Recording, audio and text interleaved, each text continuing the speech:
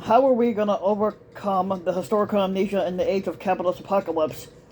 Now, the apocalypse is no longer a dark fantasy, but it's the new normal, and it's time to reassert human agency and fight back. Now, no history is mute.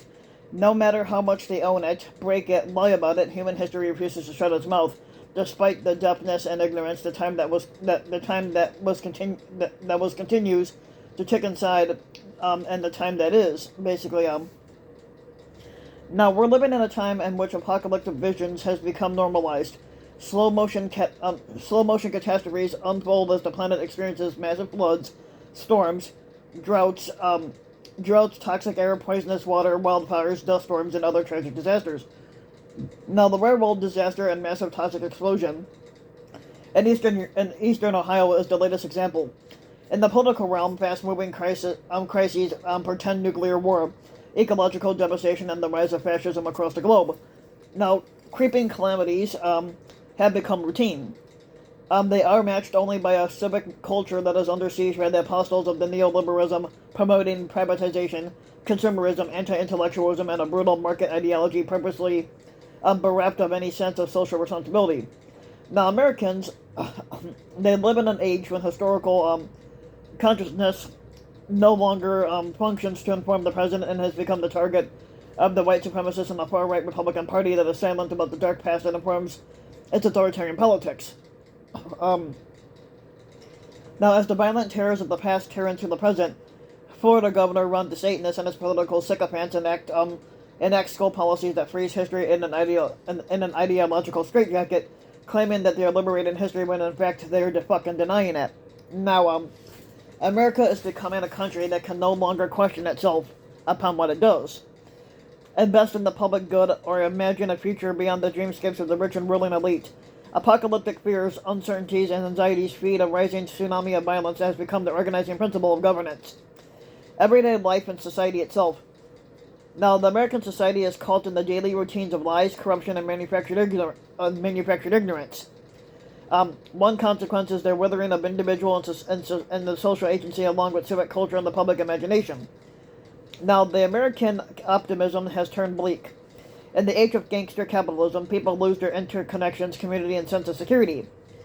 Isolation and anxiety gives way to mass depression and is ripe for expressions of rage and hatred. The guardrails of justice, compassion, the welfare state, the politics, the democratic values and institutions that nourish them are under threat or they're disappearing. Apocalyptic terrors have moved from the realm of fiction into the social fabric of everyday life. Violence is the essence of authoritarianism. It is the symbolic, material, and visceral breeding ground, an expression of militarism, lies, hatred, fear, and cruelty. It flourishes in societies marked by scandalous inequality, despair, unchecked precarity, lies, hate, and cynicism. And this is especially true in a society that is armed and militarized and that embraces a culture war. One indexes the epidemic of gun violence in the U.S. as Marian Wright Edelman, who's the founder of the Children's Defense Fund, observes, it represents America as a death machine immersed in a culture and language of senseless brutality. But it also represents the emergence of fascist politics, which provides the discourse of hate, bigotry, and fear that feed an apocalyptic embrace of violence. The bodies of black and brown people are no longer viewed as spaces of agency, but as the location of violence, crime, and social pathology. And there are no safe spaces in America. Edelman provides an example of the range and scope of such violence back in early 2023. So this is 2023 still in Meridian March. So just a few days into the new year's America's gun violence epidemic is back under a harsh spotlight. The Gun Violence Archive, which documents the number of mass shootings in the U.S., in which 4 more people are shot or killed in a single incident. Going back in January, there was 40 mass shootings in the first 25 days of January of 2023. This was 21% higher than the previous 2 years and more than any January on record. 73 people were killed and 165 more were injured in those mass shootings alone. Now, every day, on average, more than 100 people are killed and more than 200 people were injured by guns in our nation in assaults, suicides, and suicide attempts, unintentional shootings, and police intervention. Gun violence is the leading cause of death for children in our nation, but this is American exceptionalism at its fucking worst. Now, violence, especially regarding the killing of children, such as the mass shooting at the Robb Elementary School in Uvalde, Texas, That one left at least 19 students dead. The child shot dead at Ingram High School in Seattle are the more than 338,000 students who have experienced gun violence in their schools since the Columbine mass shooting back in 1999. It can't be understood in the immediacy of the shock and despair, however deplorable and understandable. Nor can it be reduced to personal narratives about the victims and shooters. The ideological and structural conditions that both nourish and legitimate and must be revealed, both in terms of their connections to power and in the systemic unmasking of those who benefit from such death-dealing conditions. Now, the culture of violence and the murdering of children as a national pastime cannot be abstracted from the business of violence. Among Democrats, the general response to the mass violence in the U.S. is to call for more gun regulations and to criticize the NRA, gun lobbies, and the weapons industry. Now, this is fucking understandable given that the arms industry floods the United States with all manner of lethal weapons, and it pays out millions to mostly Republican politicians, and in the case of the NRA, it has sponsored an amendment banning any federal dollars from being used to research gun injuries or deaths in the U.S. Now, Republicans, on the other hand, thrive in the culture of guns, white supremacy, the spirit of the Confederacy, and an unchecked defense of the Second Amendment, a culture whose roots are in the long history of racial fascism. Now, of course, the search for any profits at any cost drives the U.S. arms industry, which is the largest in the world. The cultural politics of violence is a powerful pedagogical force in America, and it cannot be ignored. Inundating the country with dangerous weapons is not simply a matter of convincing every adult that they should own a gun to order to protect themselves from immigrants and people of color, or from Democrats who have been charged by QAnon conspiracy theorists of grooming children to be gay or kidnapping them in order to drink their blood as a part of satanical, which is not true. Neither of that is. There is also the vast general appeal to personal safety, security, and the celebration and pleasure of gun ownership as a matter of identity information. Now consider we one tactical firearm company, and they market a JR-15 rifle designed specifically for children. The gun is modeled after the infamous assault rifle AR-15 with a semi-automatic action firing, but it's 20% smaller. In other words, a toy-scale replica of the weapon used in many mass shootings, and the company's press release says it all. Our goal was to develop a shooting platform that was not only sized correctly and safe, but also looks, feels, and operates just like Mom and Dad's gun. The We One and Schmid Tool team brought their collective experience in the firearms business to launch the JR-15. We are so excited to start capturing the imagination of the next generation.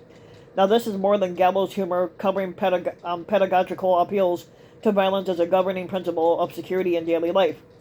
Now, in fact, Representative Marjorie Trader Greene, in the aftermath of the mass murder of the 19 children and 2 teachers on May 24, 2022 in Uvalde, Texas, tweeted, "The kids at Uvalde needed JR-15s to defend themselves. At least they could have defended themselves since no one else did. While their parents were held back by police, the call to arm children with semi-automatic rifles modeled on the AR-15 is beyond irrational. It's fucking barbaric." Now, those opposed to a gun culture and mass violence should indeed criticize gun fanatics such as Green, the gun lobby, and the arms industry, but this critique does not go far enough. Now, in addition to high-profile mass shootings, such as the one in Uvalde, there were 2 other hate-filled mass shootings in line with the racial and anti-Semitic hatred that's now blooming in the United States.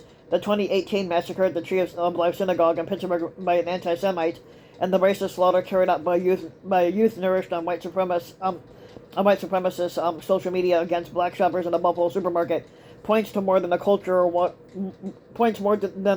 washing guns, hate, and violence.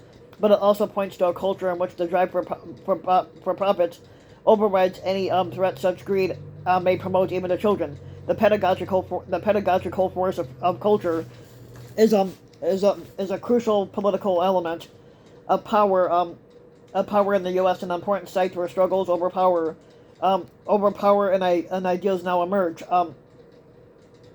It has become a sphere where the formerly tacit assumption about the public sphere belonging to white people has now become normalized as a badge of patriotism, which it's not.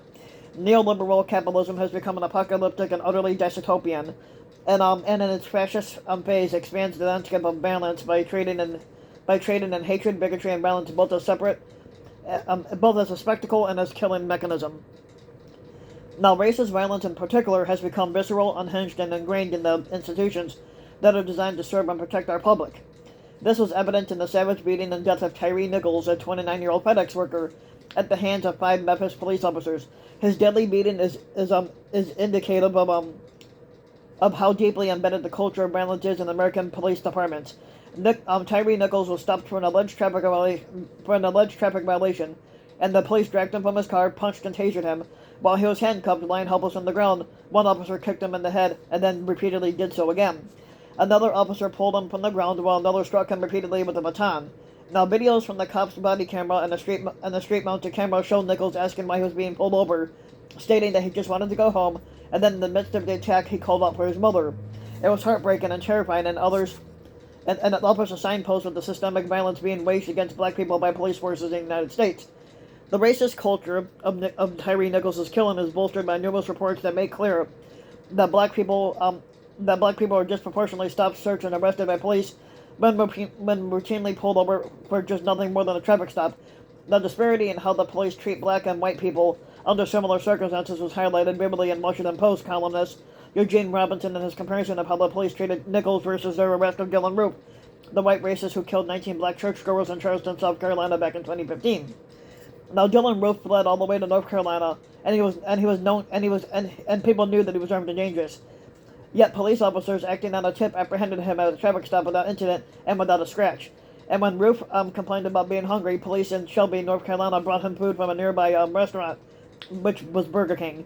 Those officers in Memphis who have been charged with second-degree murder didn't have to treat Nichols to a Whopper, but all they could have listened to when he explained he was going to his mother's house just a few hundred feet down the road.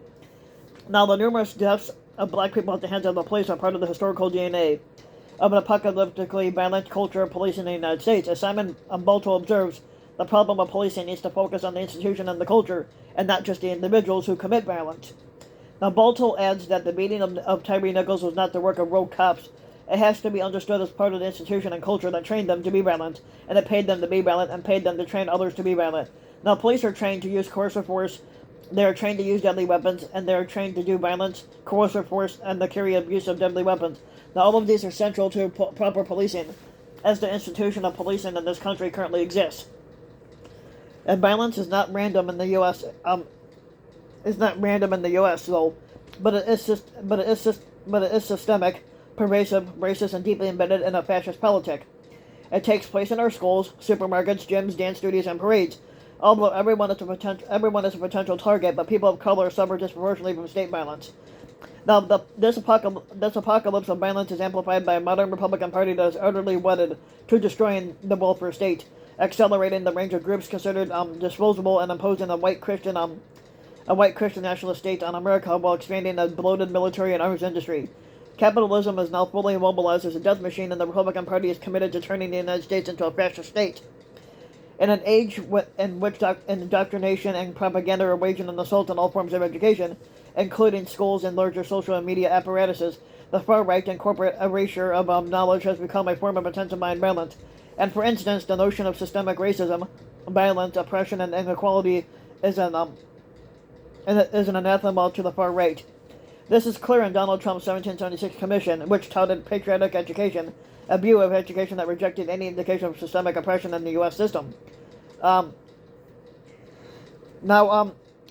notion that the U.S. has never practiced systemic discrimination is also evident in policies passed by right-wing legislators prohibiting teachers from talking about patterns of racism, and the Republicans are devoted to removing from classrooms and school libraries books whose subjects must overcome systemic discrimination. However false and blatantly propagandistic this whitewashing of history is, the power of the far right in cleansing the history of racism and other forms of oppression has a long reach. One example that stands out is the final version of the AP African American Studies course, in which the word systemic was eliminated from previous versions of the course, according to Nick Anderson, writing in the Washington Post. Back in February of 2022, the version declared that students should learn how African American communities combat the effects of the systemic marginalization. Now, in April, an update paired systemic with discrimination, oppression, inequality, disempowerment, and racism. A December version said it was essential to know links between Black Panther activism and systemic inequality, and that disproportionately affected the African Americans. Then the word vanished. Systemic, a crucial term for many scholars and civil rights advocates, appears nowhere in the official version that was released this year for February 1st. Now, the College Board has denied being influenced by the right-wing critics of the AP course, such as the Satanists, who claimed the course lacked educational value and contributed to a political agenda. No, it didn't. However one wants to parse this issue, it is difficult to believe that the barrage of right-wing complaints about not just the AP course, but the inclusion of any knowledge about race and American history has no effect on the final version of the AP course. As Kianga Yamata Taylor has noted, it is certainly conceivable that the preliminary version of the class would have been revised, but it is unbelievable that right-wing complaints did not influence the final outcome. But of course, the real issue here is not whether the College Board has engaged in a politics of political erasure, but that it is symptomatic of an anti-woke attack on the knowledge, the critical pedagogy, and the radical ideas regarding racism that has a lengthy history in the U.S., but it has been aggressively pursued in the age of Trumpism. And the larger issue here is a right-wing assault on critical thought and the production of an age of stupefaction in which young people are being groomed to embrace conformity and forms of historical and civil illiteracy. The forces that created fascism are with us once again. Now, under neoliberalism, democratic life has no vision and no meaningful ideological civic anchors. Neoliberalism strips society of both its collective conscience and democratic communal relations. Now, violence proliferates in a society when justice is corrupted and when power works to produce mass forms of historical and social amnesia largely aimed at degrading society's critical and moral capacities. Now, the civic culture is under attack by gangster capitalism, such as what Jonathan Cray notes, and it promotes the massive erasure and disabling of historical memory, and the parallel corruption and falsification of language and public forms of communication, both of which are complicit in the perpetuation of violence on a mass scale. Now, neoliberalism can no longer deliver on its promises of social mobility, economic prosperity, and a meaningful life for people. Its barbaric celebration of profit over human needs and culture of cruelty has reached its endpoint, which is a fascist politics that blames the breakdown of the social and economic order on the blacks, Muslims, Jews, and immigrants. It is essential to acknowledge that the turn in fascist politics provides an ideological cover and support for a Republican Party that has morphed into an upgraded form of fascism aimed at creating a white Christian nationalist state. The GOP's war on black people, young people, migrants, women, and transgender people now creates a diversion and spectacle that enables the corporate elite and economically powerful to hide in the shadows of mass hatred, dehumanization, and bigotry. All that is left is a discourse of dehumanization and the increasingly normalized view that violence is the only tool left to solve social problems, while the punishing state becomes the default institution for addressing social problems. Now, the apocalyptic imaginings no longer address crises that could be avoided. On the contrary, they have morphed into the sphere of the historical and unimaginable. As the social sphere is shredded, politics experiences its own destruction, accompanied by the rise of extremist groups and public that's drawn to racist and xenophobic rhetoric and actions. In this instance, violence is increasingly aligned to a politics of culture and racial purification. As violence is disconnected from critical thought and historical context, the ethical sensibilities are neutralized, making it easier for right-wing extremists to appeal to the alleged exhilaration, experience of pleasure, and gratification provided by the abyss of moral nihilism, lawlessness, and the operation of power in the service of mass aggression. Now, violence thrives.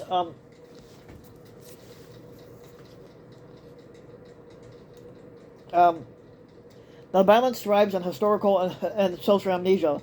Now, hence the current right-wing attacks on public education, dissident journalism, books, African American history, and critical ideals represent a fundamental attack on the public imagination, and those institutions in which critical thought nourishes critical and actively involved workers, writers, educators, black power movements, and others fighting for radical democracy. Now, in moments like this, it is crucial to remember that justice is partly dependent upon the merging of civic courage, historical understanding, a critical education, and robust mass action. There is a recurring history of resistance in America that is under siege, and it's being erased from schools, books, and libraries by right-wing Republican politicians and their sycophants. This is not only an assault on historical consciousness, but it's also an assault on thinking itself, along with the very ability to recognize injustice and the tools needed to oppose it. One consequence is that neoliberal authoritarianism now thrives in an ecosystem of historical amnesia and has become an accelerating agent of violence. Now, in an age of apocalyptic violence, memory is erased, historical consciousness is banished from schools, and critical ideals are labeled as unpatriotic. Now, fear, manufactured ignorance, engineered panics, and a paranoid racist politics draped in the language of white nationalism and bigotry are now imposed on schools in the name of patriotic education, which is anything but patriotic. This is the violence of a formative culture that embraces racial cleansing, a white nationalist notion of citizenship, and the undermining of the public and civic imagination. Its endpoint is a rebranded fascism. As the United States tips over into the abyss of fascism, state violence must be interrogated within the historical conditions that have both legitimate and normalized, and they have normalized it over time. It must be viewed with a long view of the neoliberalism and racial violence that has become normalized in almost every aspect of our daily life. Now, the militarization of American society is now readily embraced and revealed in its turn toward a fascist politic. As long as we allow neoliberal capitalism to disconnect the fascist past from the present, the violence will continue as a matter of common sense, because they think it's common sense to commit violence when it's not. The histories of repressed others must be made visible, along with the struggles and resistance that they have waged against such oppression. Now, in this instance, the apocalypse of violence must be addressed, and not through limited reforms, but through a call for eliminating the capitalist society, whose history only leads to mass suffering, staggering inequality, endless injustice, and fascism itself, which is what the Republicans want, but the Democrats don't want it. Labor historian Michael Yates is right in stating this. The long rule of the capital has created profoundly alienated conditions for nearly all of humanity, and we cannot afford to settle for incremental changes. The radical upending of the social order is now hard-headed realism. The only path forward, and the struggle for revolutionary socialism is no longer a utopian longing, but it is an urgent necessity. So if you like the video, you can give the video a like and subscribe to my channel, RBW King. You can also hit the notification bell so that you'll be notified when a new video comes out. And if you want to you can leave a comment, let me know what you think. And also, if you want to support my work even further, you can donate to my Patreon link, which you can find in the About section of YouTube. And for just a little as a few bucks a video or month, your donation can help go a long way. And thanks for listening.